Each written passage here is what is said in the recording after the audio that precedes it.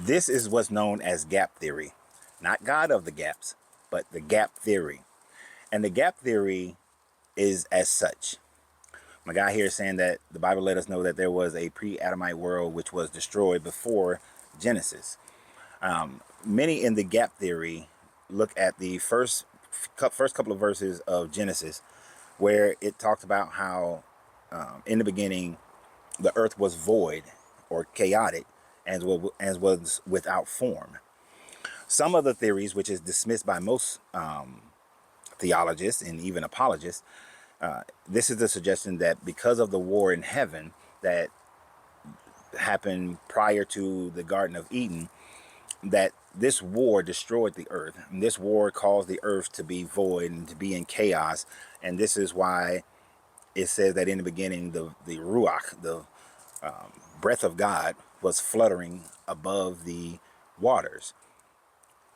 So that there had to be some type of, so the idea is that there was some matter, some type of form, some type of matter energy that was present at the time frame of creation. So he said, let there be light, meaning that the world was in darkness, but the world existed. So it was in its existence. And then God goes about recreating the planet Earth. That prior to that, the earth was here and it was filled with animals, it was filled with plants, it was filled with people, some type of people, but that this war in heaven destroyed all of the planet, and now the earth was just covered in some type of water. This also can be alluded to the Sumerian story when Anu and Namu, Anu representing the heavens and Namu representing the primordial waters. We also have the same thing in the Kemetic story with Nut and Jeb being in an embrace, the above waters and the lower waters, and then Ra creates or births Shu, who is the wind, and Shu separates Jeb and Nut to create the heavens and the earth, and then goes about creating the rest of the world and man and so on and so forth. We have these types of stories, these kind of ideas in pre-Genesis stories, pre-Israelite stories of there being the earth covered in waters, and then some deity comes and begins to create the land and the heavens and the stars and all this sort of thing. So the pre-Adamic world, first, this gap theory starts there, which many dismiss. The other part of the gap of a gap theory is that on the sixth day, it talks about God creating man, male and female, and tell them to refill or replenish the earth. Meaning that if you're replenishing something, there was something already there and now you're filling it back again. So this would be people were already here prior to even Genesis 6, and Genesis 6 is repopulating the earth, and then Adam and Eve are formed up later in a garden, because as the end of Genesis chapter 1 says, God had not made it rain yet. So we know that without rain, the earth becomes a desolate desert. Maybe some coastal areas are able to survive, but without rain, there is no plant life, there is no human life that can exist on this planet without rain. We know that that's just how the earth biology works. Now, some people will say that that creation of in Genesis 6, Genesis chapter 1, on the sixth day, is talking about a general conception of how God created, but then Genesis chapter 1 is more, chapter 2, it is more specific in that creation of the sixth day. But one of the things that most people don't recognize or know is that Genesis chapter 2 was actually written before Genesis chapter 1. Now, this goes with the idea of a E text and a J text. So you got the Elohim text, the Judas text, the D text, which is Deuteronomy text, meaning that these are different writers writing at different times, and that because they had the Adam and Eve story, people were wondering how was it all started in the very, very beginning.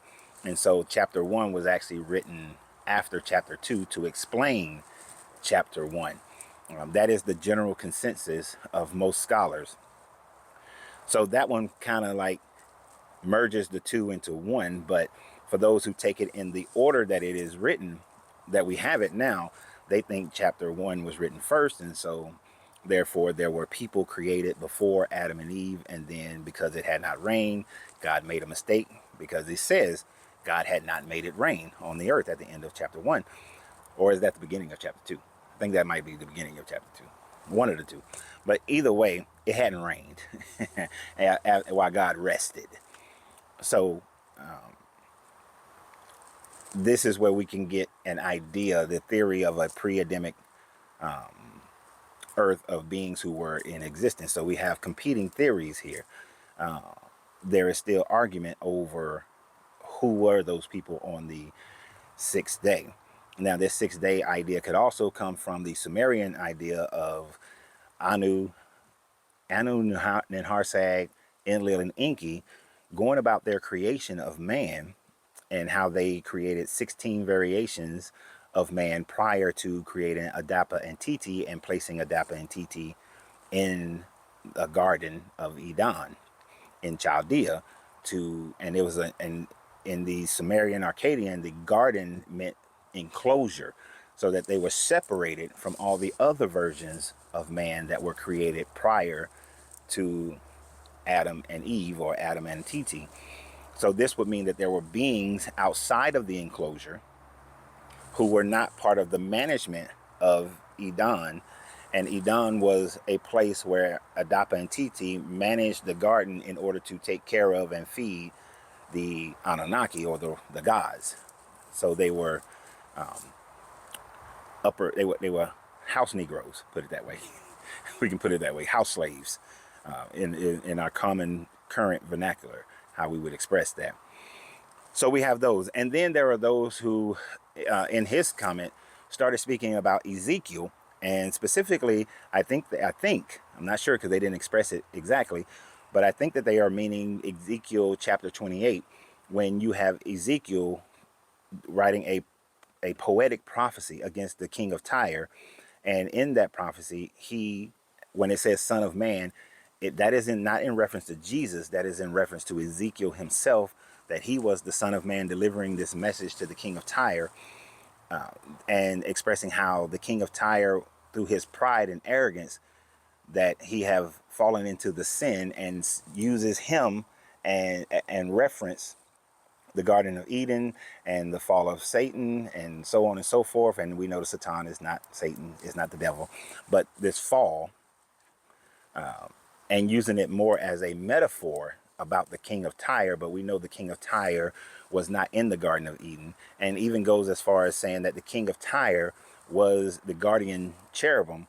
And that's how we know it's a metaphor. The king of Tyre is the garden cherubim that had everything in perfection, but then lost that perfection and was therefore summarily kicked out of the garden, and the garden then being hidden.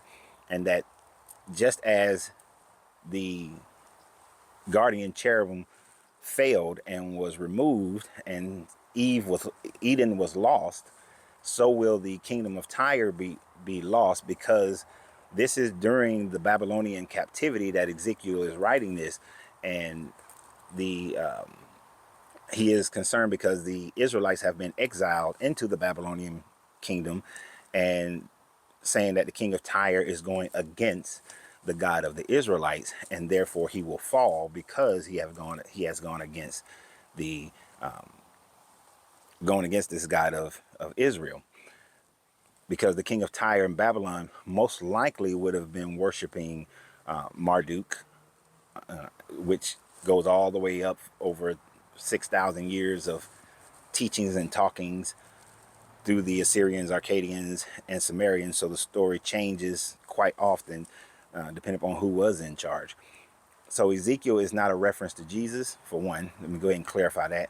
But it's also not a reference to say that the king of Tyre was there and living in peace and harmony, or that there was this peace and harmony. So before the Garden of Eden fell. But that's really not talking about a pre-Adamic earth. So I don't know why people were mentioning Ezekiel in that one. That's just talking about how this king will fall because of their treatment of Israel. But either way, we know that there were people that lived long before Adam ever lived. And the Bible is not even slightly remotely correct in its understanding of humanity on the planet prior to that. So y'all have a great day. And remember always, you got to free yourself to be yourself, because your greatness is non-negotiable. Good journey, good vibrations.